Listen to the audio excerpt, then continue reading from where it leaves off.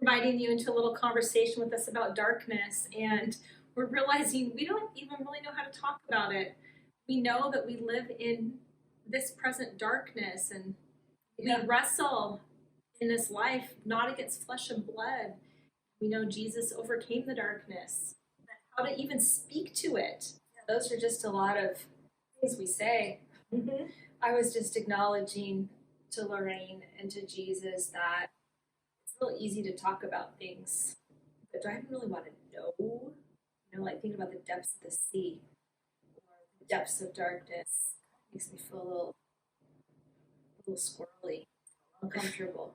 It's we as humans we want to sometimes live in denial or reality that maybe feels a little better, and we get frustrated with ourselves if we dwell too much on the darkness. But I'm thinking back to the Garden of Eden, how God told Adam and Eve, he said, don't eat from that tree, you're going to know too much. And they did it, and sin entered the world into humanity.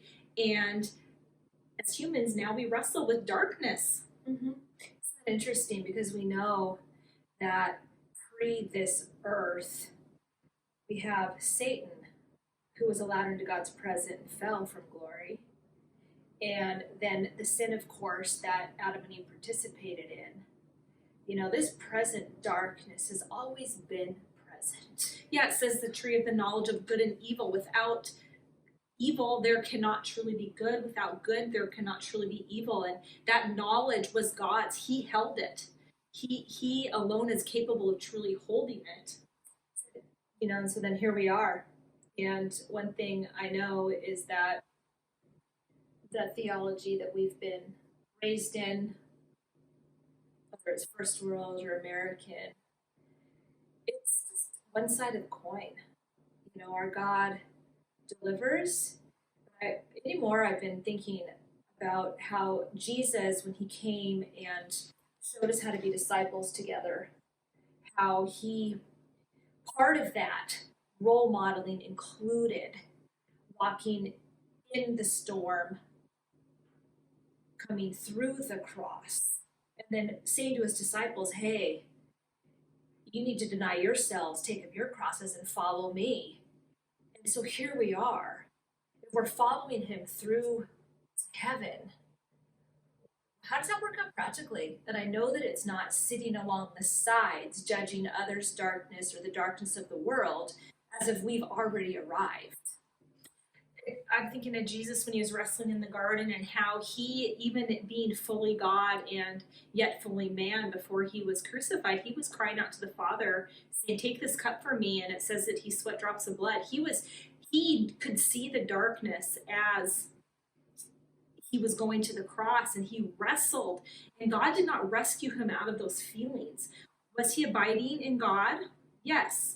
He still was wrestling here on this earth. And sometimes I'm tempted to put parameters on myself, to condemn myself or to look at external darkness.